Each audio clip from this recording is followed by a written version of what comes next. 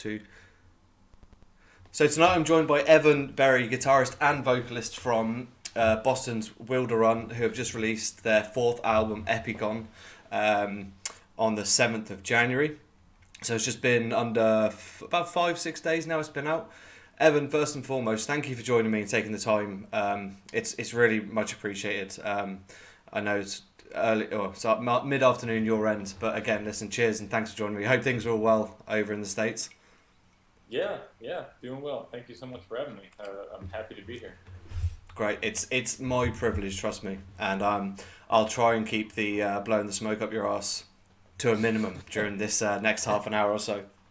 No So, Epigone came out on the 7th of January, so it's just been a little bit under a week now since it's been out. How's the reception been from your end? Mostly very good. I can. I think it's one of those things that it's a little early to tell still. I think because this has happened with every one of our records. Is that it always seems to take people a little bit of time to really. I swear that like half the the comments I've read are basically like, I think I like it, or I'm not sure if I like it, but I need to give it more time. Like that's just sort of, and it's really nothing new, honestly. Like every record we've done has sort of had that same reaction to it. Although I wouldn't be surprised if this new one's even more like that, because like it's a little less. There's a little less moments that kind of are really quickly accessible. The hooks aren't quite as hooky, I suppose. So at least it kind of depends on your taste, but I could see some people not hearing as many immediate earworms in that sense. But anyways, so far though it's been pretty positive overall. Little bit of mixed bag here and there, but I'm happy with the response so far. Yeah. Do you take much notice on, whether it be social media or in journalists' outputs, do you take much notice of that stuff? Do you read them? And do you take some of those comments to heart? Like you said there, I need more time, or I don't think it's for me, sort of thing? Yeah, I mean, I do. I do peruse it every once in a while. I've had to learn actually over time to do that less. I think that I'm sure this is similar to a lot of bands, but early on especially, it was just so much weight on every bit of criticism and every comment, and you just paying so much attention to what everyone thinks. At least that was where I was at. That's where probably the band generally was at. I'm sure there's other wiser people than us who probably didn't look at the comments from the beginning, but I think that over time, over the course of the records, we've had to just, you have to take it all with a grain of salt, and then sometimes you just have to stop yourself from digging a little too far into what people say. I think it's particularly tricky nowadays too, with social media and the internet just being so prevalent in every single thing we do. Is that it's different than if you talk to someone in person. I think that sometimes you'll read a negative comment and you're only getting text, you're only getting, or you might even just be interpreting it as negative. But maybe if you talk to the person, face to face, you would realize, oh, like this actually isn't so bad. Like, and it's like that with everything in the world nowadays. But I've definitely had to learn. I think we've all had to learn to sort of, just take it easy, and not take it too personally, but at the same time, like we made this record and we made it, with making some new choices, and we knew that once the songs were written, it wasn't going to be like quite on the same level of like catchiness or like eccentricity as Veiled Imagination, and we knew that going into it. We were like, okay, there's a different tone. So I think some of the mixed comments were sort of expected too. I definitely expected some of that going into it. There is definitely, when you talk about Veil, the hookiness, and the album itself is, even the album cover, which you can see there, is a lot brighter. It's very prevalent there, and there are a lot of hooks and I would agree to an extent that it's an easier album to get into as a starting point. But that being said, at the same time, when I listen to tracks like The Passenger especially, with the outro of the song, there's still that hookiness in there, which Sure. which is great from someone who's come from Vale and sort of followed the journey. Now, sorry, I know you've 2 albums before that, but I only came on to Wilderun during Vale, so that's my sort of context for this. So, Oh, sure, yeah, no problem. yeah, I'm not disregarding your previous works, but that's where I started in Vale. But I think that's what a lot of people were saying, that they're dismissing the album straight away. Whereas, and I'll be brutally honest, when I first heard it, I was like, okay, it's not blowing me away. But now the more I've listened to it, I'm like finding so many things in there, like the 4-part ending, the track, the last track is in Distraction Nulla, like completely left field, and we'll come back to that in a bit. But it is an album that I think is basically what Wilderun I would expect you guys to do as a progressive band and progressing onto your next album. Sure. Well, cool. I'm glad to hear that. That's good. Sorry, that was more of a statement rather than a question, but that's the way I feel about it. My next question is, so you signed to Century Media now, and when I first heard Veil Imagination, a friend of mine sent to me and said, you need to listen to this. And then we were talking like, who are they signed to, blah, blah, and he was going, no, they're not signed. And we were like, how the hell is this band not signed? And I think, correct me if I'm wrong, Evan, but you released Veil in 2018 or 17, was it? And then re-released it in 2019. No, it was actually released in 2019 and then re-released by Century Media in 2020, actually. So sorry, it is a little confusing. Yeah. The only sort of, I don't know how much you've read into the history or story behind it, but I could see there being some confusion because we did actually record Veil in early 2018. So, and there was a really long gap between recording and release because we were trying to just shop it. We were just trying to, we wanted it to initially be released on a label, and we felt like, okay, well, this is the album. This feels like the record that, that we could get some label attention with. And unfortunately, just, all the emails and, we had like a couple labels that would, say like, oh, one person said they really liked it, and then they said they would get back to us. And then 3 months later, they would be like, oh, well, showed it to the team and it doesn't seem like they're going for it. So that happened maybe 3 or 4 times with some different labels. A similar sort of situation kept happening. Maybe it was just because it's, for some people's taste, it's like they love it, but then for other people's taste, they're like, I don't know if we can sell this. So, anyways, yeah. So that's why there was such a long gap between the recording and then the release, and then we were sitting on it for so long that we just said, okay, we have to get this out. This is getting ridiculous. So we sort of did an in-between where we at least hired a PR company, which we hadn't done before. So even though it was independent, we hired a PR company, Adrenaline PR, and that actually really helped. I think that was a big, honestly, something that we should have done even on the earlier records in retrospect. But that really helped us out, and I think that helped get it into the hands of some more people. And then, luckily, at that point, Century Media heard it, and they really liked it. And that's why we're here now. So, yeah. And Veil Imagination was recorded using money you got off touring and merch. Am I right in saying that?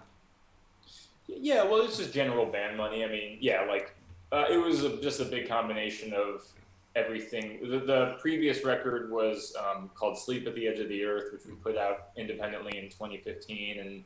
And yeah, we had, 2 or 3 years of just trying to sell that on Bandcamp, and we did like 2, maybe 3 self-book tours here in the States, smaller, shorter runs, but and then a few one-off shows and things like that. So selling merch on the Bandcamp along with the record. And so, yeah, so luckily we did well enough with that independently to fund the recording of Veil of Imagination, which is great because I think up until that point earlier on, it was, when we first started, it was money out of our own personal pockets. So Veil was the first record that was like completely fan funded. Okay.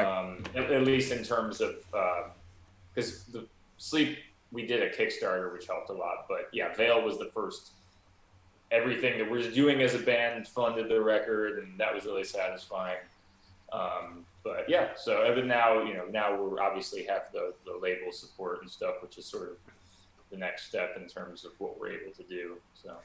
Which brings me on to my next question. Like, Veil sounds absolutely massive, and we'll come back to the mixing and mastering personnel later on when we talk about Epigone.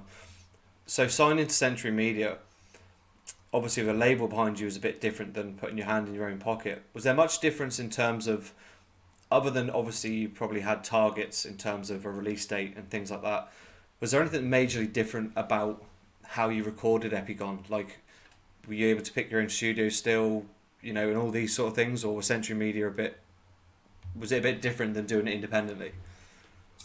The music making process was pretty much exactly the same. That was one of our concerns, really, getting signed to a label. I mean, I think that's probably any band's concern, is what's going to happen. And we've never, in any other context, been signed to a label. None of us have had too much other experience with it, so we were just going in blind and hoping for the best. And but when we had all talked about it, with the Century Media team ahead of time, we sort of, before we signed the contract, we were just really trying to clarify, like, hey, we can just do what we want with the record, right? And they were like, yeah, absolutely, we don't touch that. And they've been true to their word. They really have not touched the record itself. We went back to the same studio we used last time, which was our choice, and we chose to, we contacted Jens and Tony to mix and master, and that was all our decision. And so yeah, luckily that, as far as maybe there were little things here and there, but as far as I can remember right now, there's really nothing significant that was touched by them at all. Now, where things started to change a little bit, and honestly, this is a double-edged sword because we wanted some of this help, it was more during the promotional cycle and during the release. There are a lot of things there where they would come in with, a little bit stronger opinions in terms of, okay, here's the record, you're done with the record, and now we're going to try to help you sell it. And then that was way more of a collaborative, like, sort of back and forth. We would have certain opinions that they would push back on, but they also know what they're doing and they've had so much experience that, we would do our best to try to listen to them. So that was much more them getting their hands into it at that point. And I say, for a band as yourself, and especially for like Wayne and Dan with the orchestration, since that piece of being left to your own was probably one of the most important things of making records for Wilderun, isn't it? You're saying specifically related to the orchestration? I'm just saying, like, those, with their background and how much, if we go back to Veil, the orchestration on it, how grandiose it was, that the last thing they want is someone interfering with those bits and trying to move it around.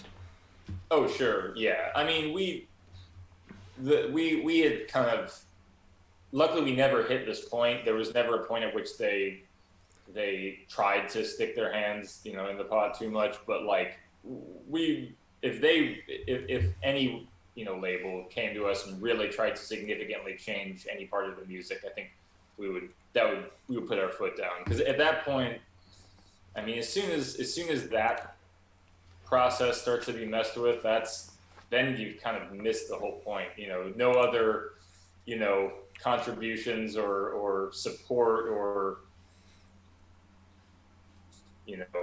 accolades or anything that come from being on the label are worth it if you can't just make the single piece of art that you want to make. Because that's the whole thing. That's the whole point. I'd rather make the album we want to make and have, barely anyone hear it than make, something that way more people hear, but we just feel really uncomfortable with and unhappy with, of course, So anyways, we've been very strict about that. But because we're strict about that, we also try to be flexible with other parts of the so.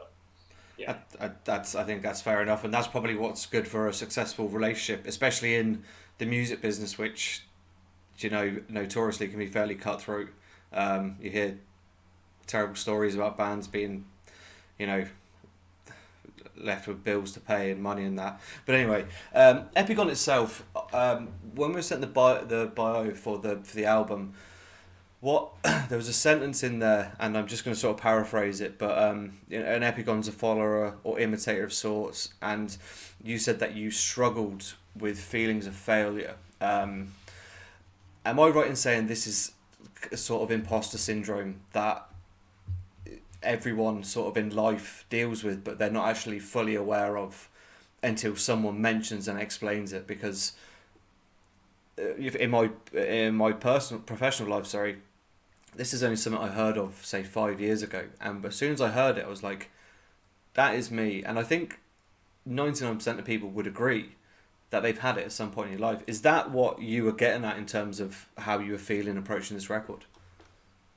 Yeah, I mean that's definitely a big part of it. I've definitely had a lot of imposter syndrome for sure. Yeah, like just it's a it's almost it's weird because it's like I feel like it can change really quickly. It can change day to day in terms of how you feel about yourself, and it can change depending on just a myriad of factors. Like some days I feel exactly like that. Like I feel like yeah, like everything that I do is just kind of like not worthless. I wouldn't say I ever go like that far down, but just kind of weak and not exactly as strong as it could be, and I just can't really feel like viscerally feel the accomplishment from my end. But then other days, I'll go listen to something, or I'll re-listen to a song, or I'll be inside of like a new melody I wrote, and I'll be like, wow, like, oh, I really love this, and I'll feel like a bunch of confidence, and it's a big weird yin yang, and I don't really know ultimately what ultimately affects that or what changes that. I mean, I think that artists in general, this seems to be a pretty common thing. I think just deep self-criticism, and not just artists. I mean, anyone, like you said, there's so many things in life that can put you in that state of mind. But I think it's a pretty common trend that musicians and artists of sorts just there's something about just being almost masochistically self-critical that I don't know what it is. I wish I could let go of it sometimes. Just kind of have a more calm, contented appreciation for what I've done or what we as a band have done, and every once in a while I get those little glimmers, like the good days, the random little glimmers of hope every once in a while where you're like, oh, okay, hey, everything you're doing is or most of the things that you're doing are really cool, and like you should just appreciate this. And I'll have those moments, but then of course something else happens, and then the self-doubt and inner monologue critical thing just comes in and starts nagging at you. So yeah, I think Epigone in general dealt with that. I mean, there was some of that on Veil too. That like there's some crossover in the lyrics between Veil and Epigone, but with Epigone in particular, it was much more focused on the kind of meta-analysis of being an artist or being just a creator of any sort, and everything that entails with myself, and a little bit of trying to look at the other guys in the band or look at other artists that I know and sort of just muse on that whole realm and how that works.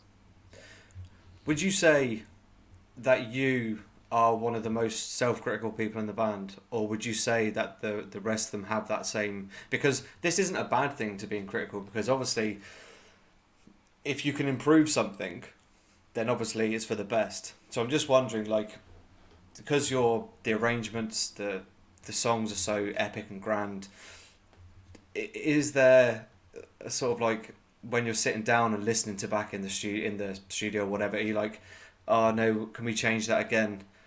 Can we change that again? Is that sort of what you mean?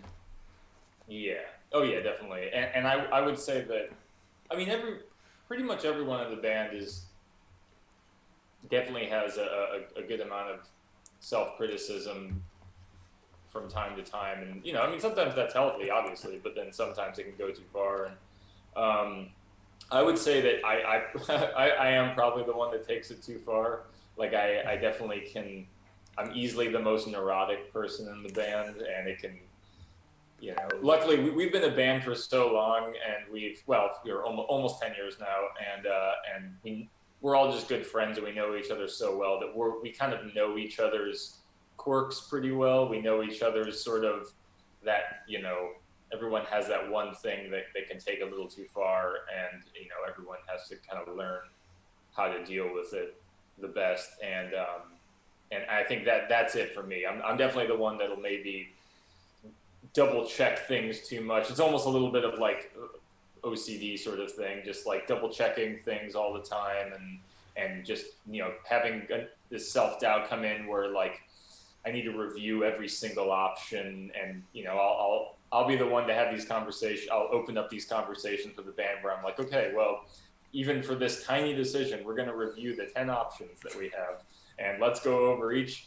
And sometimes it gets too much, and I've had to learn to dial that back, and like, because there's a time and place for that. There are times when you need to do that, and I think that there are a lot of moments where that's helped us. Obviously our music is pretty detailed and can be meticulous at times, so I do think that there's moments where that is something that is worthwhile. But there's times where it absolutely can kill the vibe. There's times where I think it's a good decision, I think it's something we need to go over, but then I realize about halfway through that conversation that, oh, I'm just overthinking it in my head, and now I'm starting to bring down the energy of the room. I'm starting to, doubt that sort of first visceral instinct, which kind of created the cool thing in the first place. So there's a time and a place for it, and I'm definitely the one who can push it a little too far sometimes, and we've had to learn how to deal with that. But like I said, we're all great friends, and we all are honest with each other, so we've been able to make it work. And you also said that this is something that's come up a lot. I've noticed since Epigone's been released, is obviously Veil of Imagination was like massively welcomed in the metal world, and a lot of people have been saying, "Oh, it's not Epigone's not quite Veil of Imagination." Your response was, "Which we weren't trying to make Veil 2." How difficult is it as a band? Like, were you aware? And you can be as arrogant or as modest as you like answering this question. Were you aware how much of an impact Veil had on the scene? And two, how hard was it to step away from that sort of tried and tested template when making Epigone? I mean, we could tell it had an impact, at least on like a certain subset of the scene. It's hard to say exactly how widespread. I mean, clearly we're still not like a hugely popular band, so obviously it didn't ripple throughout the entire prog community or anything. So I do still think it's like a subset of prog and metal listeners and stuff like that. But I do have an appreciation of at least for a certain group of people, that it was really well received and really seemed to have a positive effect on a lot of people, and that's great. And I'm super appreciative and just happy that it did that.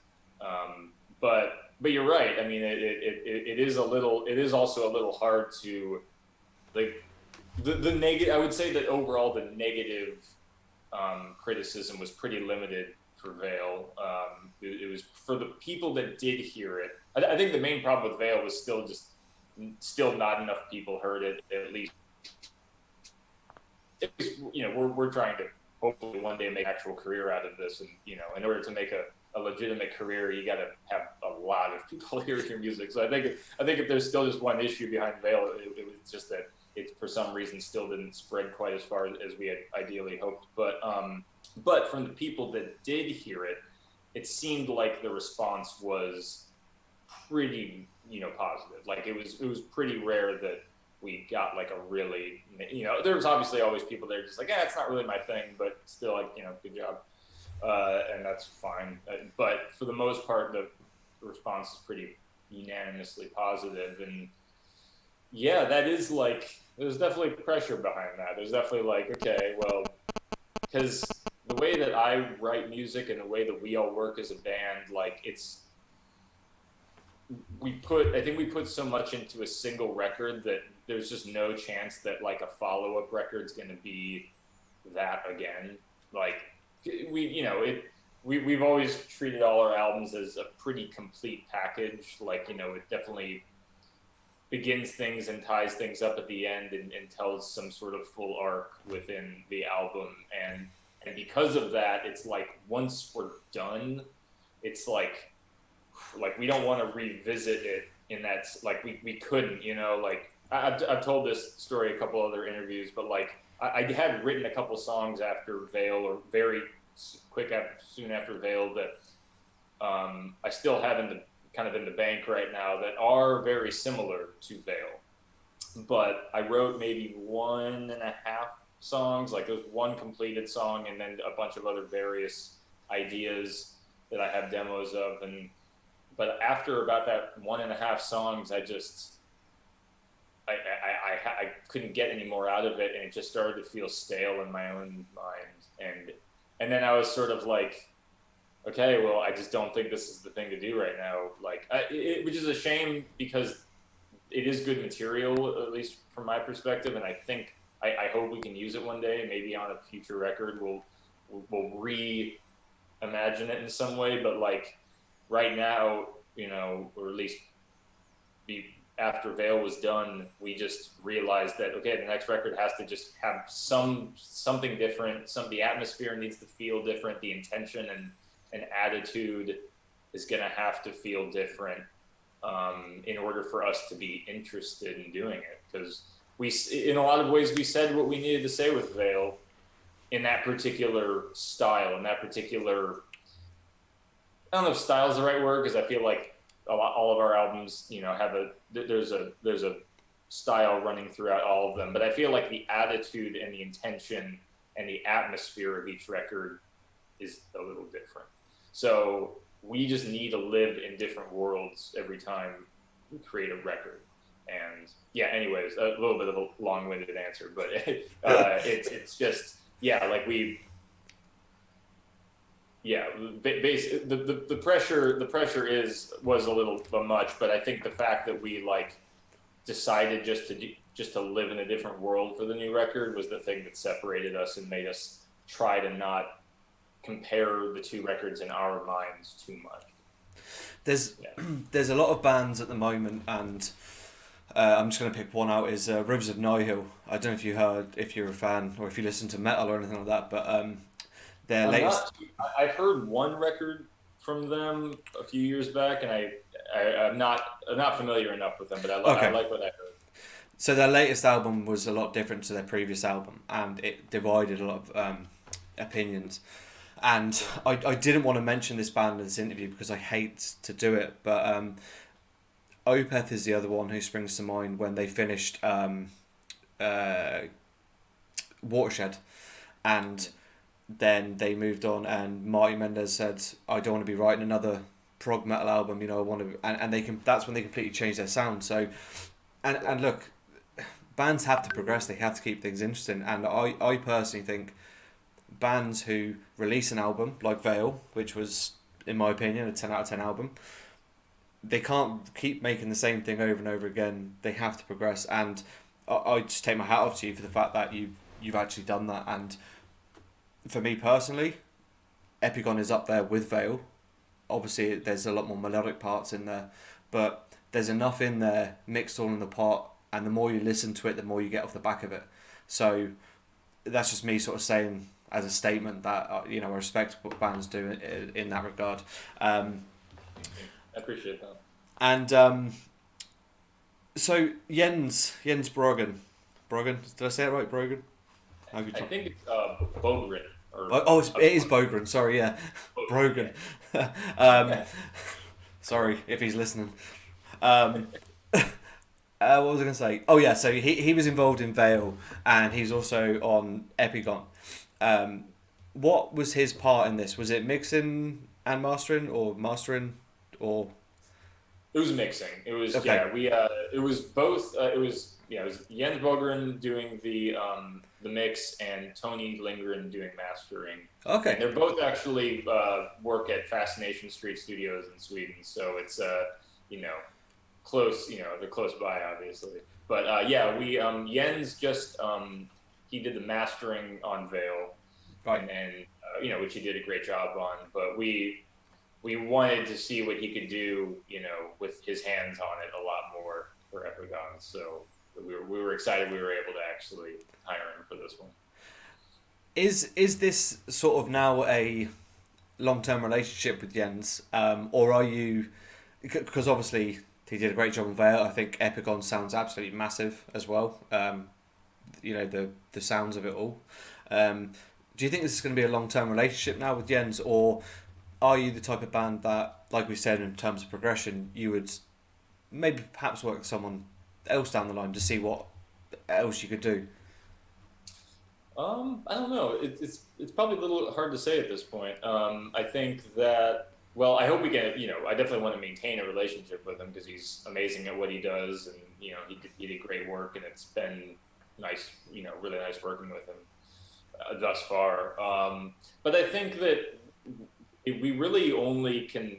We have to be a certain amount into the album, like writing and arranging process, before we really have any idea of like what it needs in terms of mixing and mastering. That's always like a little bit of a later in the process decision. At least it has been for us, because like for Epigone, for example, we had a short list of a few different mixing engineers that we potentially wanted to work with, if we could afford them and if they were available. But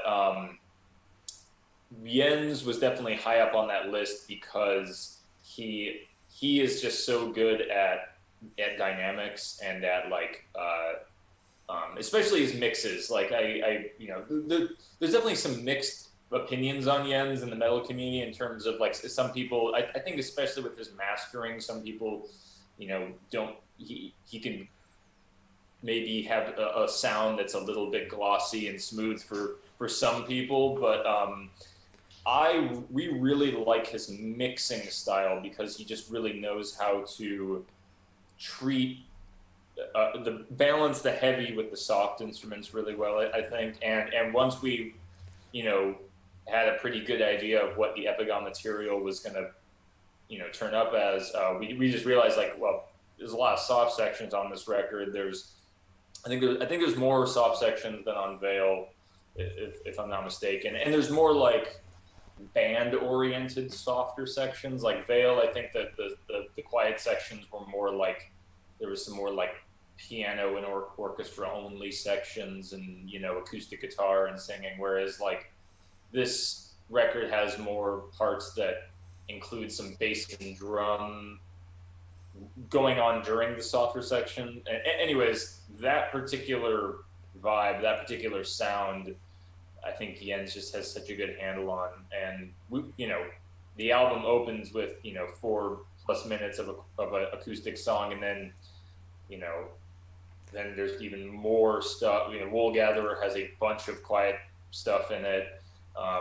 And because we knew it was just going to be so much of that, we wanted to make sure our mixing engineer really had a good handle on it, because it can be tough in the metal world to find a mixing engineer who not only knows metal really well but knows how to do the delicate stuff. So we just knew that Jens could handle it really well. So yeah, I'm really happy with it.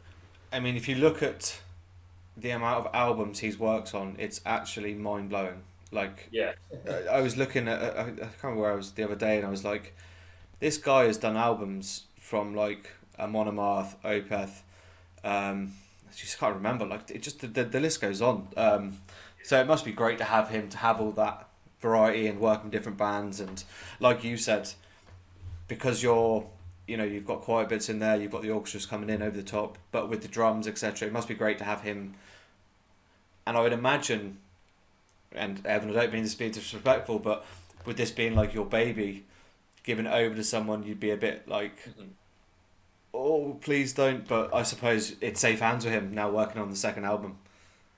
Yeah, yeah. I mean, it's always definitely nerve wracking to hand it over, and especially because we couldn't be there. The first two records we were mixed and mastered at the same studio that we recorded it at, so we were able to kind of be there the whole time. But Vale and Epigone were both, Vale was mixed by Dan Swano, and then Epigone mixed by Jens, both who were in Sweden, and we didn't have the funds to fly over there and hang out while they were mixing or anything. So it's all remote, it's just all emailing and back and forth, and just so that's always a little nerve wracking. But we trusted him, and he was willing to work with us a lot on, like, there were a few different mix passes we sent back and forth because we're just really picky, and we would just send a lot of notes back, and he was willing to work with us on all of that. I mean, don't get me wrong. Honestly, the first mix he sent back sounded great. Like, it was never a matter of it sounding good or bad. We knew it was going to sound good. It was just a matter of, like, at a certain point, mixing just becomes a matter of taste and preferences. And sometimes with our mixes, we have weird tastes. We have, there's some sections where we're like, no, we really want the orchestra to be that loud. You're not like, I know there's other metal bands that might be nervous about that, and I know the guitars are going to get buried, but it needs to be this loud in that section. And so we would go back and forth with things like that, and he was really willing to just work with us and patient with our pickiness. So yeah, it worked out really well. He may not be available for the next album with your pickiness, He might be working on another project. Yeah, I don't know. We'll see. Yeah, I was actually thinking that myself. I was like, man, is he gonna like not be stoked on this next time? But we'll see. Yeah, I think it worked out. Yeah. Just probably one more question, and I'll let you head on. I appreciate your time. There's been a towards the end of last year. I don't know if you're on social media a lot, or who manages your account. But there was a thing on social media towards the end of last year, and it all started when Mastodon released their latest album, Hushed and Grim, and it got on about album lengths, the length of albums. Theirs was 82 minutes. Maiden released Senjutsu, which was a double album, which, well, 2 Maiden songs, basically a double album at this rate. But from a professional musician such as yourself, what's your thoughts on bands releasing albums, be it double albums or 70 minutes, things like that? I'm just interested to hear your thoughts on it. I don't know. I don't know if I have a super strong opinion. Because for me, it always just. I mean, the main thing I can speak on it is just from my perspective of writing, records and writing obviously longer songs. Is that, I mean, I think if you're paying close attention, the album will kind of just. There's no way to say this without sounding really corny, but the album will, like, tell you how long it needs to be if you're paying attention, and like we don't really think about album length. We just sort of write from beginning to end, and then just try to make it all flow correctly, and just make sure that, like, there's not too many moments that don't make sense, and then the album length just kind of ends up being what it is. So, like, and I can only assume that, those bands, like, releasing really long albums, assuming that they're putting their, heart and soul into it, and assuming that they're putting a lot of time and attention into it, I would assume we're doing the same things. Now, whether or not that translates to the audience, whether or not that's just only from the artist's perspective that it works, I mean, who could say? It's so hard to know exactly how what you create will translate to anyone else, or if anyone else will get it. But yeah, I don't know. I mean, my personal, like, perspective is, I mean, it kind of just depends on the vibe that you set. Like, I find that the long records that I like are probably the ones that take their time, like, enough, that set a mood that you want to live in for long enough, that, like, change things up just enough to where everything stays interesting the whole time. I mean, if you can do all those things right, then you can warrant a long album length. But there's a lot of bands that just keep packing on same sounding short songs onto each other and just bloating the track listing. And I mean, when that happens, I don't really get it. At that point, I would rather than just, there's definitely some bands, some albums by some bands that, you know, I'll like, but I'll just be like, man, if they just cut like these 3 or 4 songs that are clearly the duds, and then they just, you know, just made it tighter, it could, you know, probably could be a way stronger record. So, but that depends on the band, and that depends on the vibe they're kind of going for. So for you in Wilderun, you're basically saying is you don't go into a record, making a record and say, right guys, we're going to do an hour. You just basically go, right, here's the songs, we think this fits, and we don't care if it's 2 hours long, 3 hours long, as long as it's sort of fits your vision, Yeah.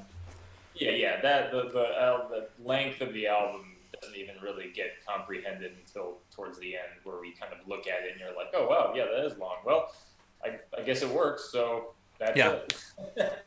That's fair enough. No, it's just something that's been coming up a lot recently, and you know what social media is like these days. It's like you said, it's a poisonous place at times where one foot wrong and you're done.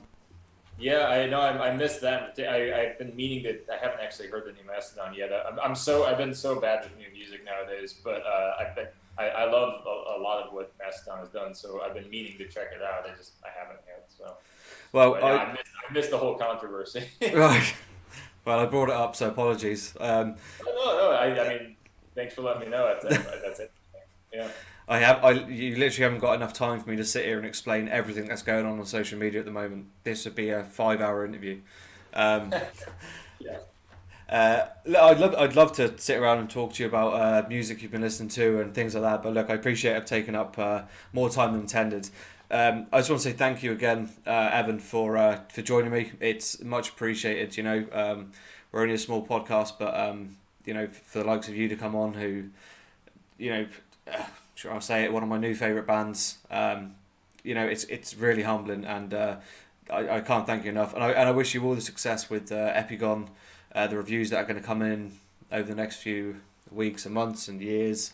I can imagine this will be on a lot of people's end of year lists in 2022, and I really hope to get to see you on tour. Well, I don't even care where I see you, just to get to see a live show. But listen, again, Evan, thanks so much for your time, and best of luck on the album cycle, all right? All right, thank you so much, man. I appreciate it. Thanks. See ya.